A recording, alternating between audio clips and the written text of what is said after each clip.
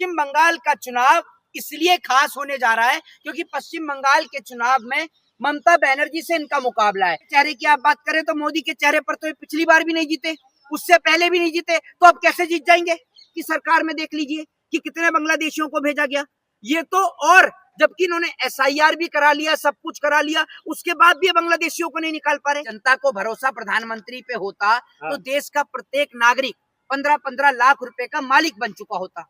देश मोदी बंगाल में जा रहे, कह रहे कि इस बार सत्ता परिवर्तन होगा, ममता दीदी को उखाड़ के फेंकेंगे। देखिए, एक चीज मैं आपको बता दूं कि ममता बनर्जी को उखाड़ना तो मोदी, अमित शाह, क्या इनकी पूरी भारतीय जनता पार्टी के बस में नहीं है। ये अपने तमाम नेताओं को, चाहे वो उत्तर प्रदेश के हो, मध्य प्रदेश के हो, पूरे देश में हिंदू मुसलमान करने वाले तमाम नेताओं को ये वहां पर ले जाएं, लेकिन वहां पर ये बिना बेईमानी के जीत नहीं सकते। ये मैं दावे के साथ कह सकता हूँ। पश्चिम बंगाल का चुनाव इसलिए खास होने जा रहा है क्योंकि पश्चिम बंगाल के चुनाव में ममता बनर्जी से इनका मुकाबला है। पिछली बार आपको याद होगा, पिछली बार के चुनाव में इन्होंने लॉकडाउन भी लगाया और पूरे देश में लॉकडाउन लगा हुआ था क्योंकि कोरोना काल का समय था। सिवाय पश्चिम बंगाल को छोड़कर पूरे देश के अंदर लॉकडाउन था। वहां पर बंगाल में रैलियां हो रही थी, यात्राएं हो रही थी, तमाम चीजें हो रही थी, लेकिन वहां पर कोरोना नहीं था। उसके बावजूद भी इन्हों को वहां पर मुंह की खानी पड़ी। ममता बनर्जी ने अपनी सरकार बनाई। मैं आपको दावे के साथ कह सकता हूं कि अगर बंगाल में बेईमानी ना हो या MLO की खरीद फरोख्त ना हो तो खुद अगर गृह मंत्री भी पश्चिम बंगाल की सीट से लड़ जाएं तो खुद गृह मंत्री अमित शाह भी हार जाएंगे। और बंगाल में आज जो इनके पास कैंडिडेट है, पहले तो आप मुझे ये बताइए कि बंगाल में भाजपा का चेहरा कौन है? मुख्यमंत्री किसको बनाएंगे? किसके फेस पर? चेहरा नहीं होता मोहित शर्मा, जनता चुनती है। मैं आपसे ये कह रहा हूँ, किसके फेस पर चुनाव लड़ेंगे आप बंगाल में? कौन सा ऐसा नेता है? मोदी साहब। मोदी मुख्यमंत्री बनेगा वहाँ का? बंगाल का मुख्यमंत्री मोदी बनेगा? अरे प्रधानमंत्री बनाएंगे ना भाई। मैं आपसे ये कह रहा हूँ कि अगर मोदी के चेहरे की आप बात करें तो मोदी के चेहरे पर तो पिछली बार भी नहीं जीते, उससे पहले भी नहीं जीते, तो अब कैसे जीत जाएंगे? कौन है इनका मुख्यमंत्री चेहरा?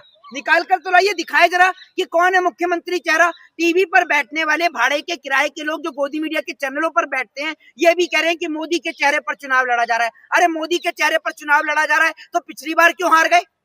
पिछली बार भी तो तुमने मुंह की खाई, पिछली बार भी मोदी के चेहरे पर लड़ रहे थे। असल में क्या है, मोदी जी जो हैं, ये मोदी नहीं, सुन लीजिए, ये मोदी नहीं मदारी है और झूठ बोलने की इनको बचपन से बीमारी है। यह आप समझ लीजिए। किसी को खांसने की बीमारी होती है, किसी को भूलने की बीमारी होती है, इन्हें झूठ बोलने की बीमारी है। अब उस टाइम पे जी, अब आप एक छोटी सी बात मुझे बताओ। ये कहते हैं वहां बंगाल में जाके, पिछली बार कह रहे कि जब मैं बचपन में आया तो मेरा एक सपना था कि बंगाल में मेट्रो ट्रेन को देखूं। जब बंगाल में मेट्रो ट्रेन चालू हुई तो उस वक्त इनकी उम्र कम से कम 30 साल की होगी। तो 30 साल का बच्चा आपने कहीं पर देखा है? आप मुझे बताइए, 30 साल का बच्चा कहां पर होता है? फिर ये इतना झूठ बोलते हैं। फिर इन्होंने कहा कि एक दिन मैं जा रहा था तो मेरे पैर में जूते नहीं थे, तो वहां पर इन्होंने बताया कि कैनवस की कंपनी का इनको जूता दिलाया, जबकि कैनवस की कंपनी जब आई तब इनकी उम्र कम से कम 30-35 साल रही होगी। तो इनका काम तो देश में सिर्फ झूठ बोलने का है और कुछ नहीं। नरेंद्र मोदी हमारे देश के प्रधानमंत्री मंचों पे खड़े होकर झूठ बोलते हैं, सुबह शाम सिर्फ झूठ बोलने का काम करते हैं और कोई ये काम ही नहीं करते। क्या प्रधानमंत्री को शर्म नहीं आती कि वो मंचों पे खड़े होकर झूठ बोलते हैं? कभी वो कहते हैं कि मैं बचपन में जो है वो मगरमच्छ पकड़ के लिए आया था।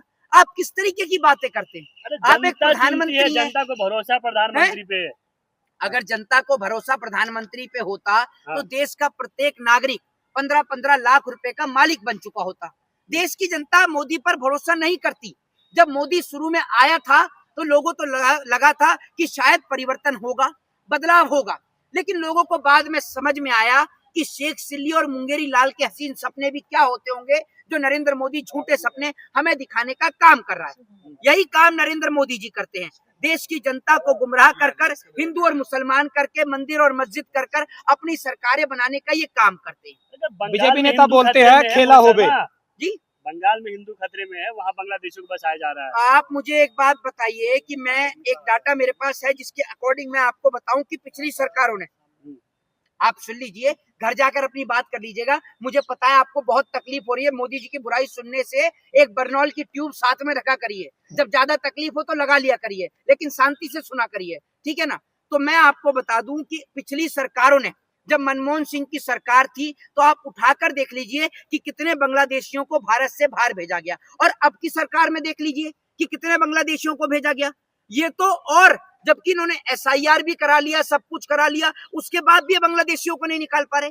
और अगर बांग्लादेशी घुस रहे हैं, रोहिंग्या घुस रहे हैं, एक और तो आप बांग्लादेशियों से इतनी नफरत करते हो, दूसरी ओर उसी बांग्लादेश को जब आप डीजल देते हो तब क्या? आप मुझे बताओ ना, बांग्लादेश को आपको डीजल क्यों दिया आपने, किस लिए दिया? एक और पूरे देश में हिंदू और मुसलमान करते हो, दूसरी ओर मदरसों के लिए फंड आवंटित करते हो। आप तो सिर्फ देश को लड़ाने का काम कर रहे हो। ये ऐसा काम करते हैं कि एक 10 का नोट पकड़ा दिया और पकड़ाकर जो है भाजपा वाले आगे चले गए, एक मुसलमान के हाथ में पकड़ा दिया और हिंदू को कह दिया 5 तेरे भी हैं इसमें से, और उसको मना कर दिया कि इसको दियो मत, तो वो दोनों अब आपस में लड़ने लग गए और मोदी जी अपना खिसक गए। ये यही काम करते हैं, देश को हिंदू मुसलमान में लड़ाकर खुद विदेश की यात्रा पे रवाना हो जाते हैं। कांग्रेस ये तो तो फंड करती है ना मदरसे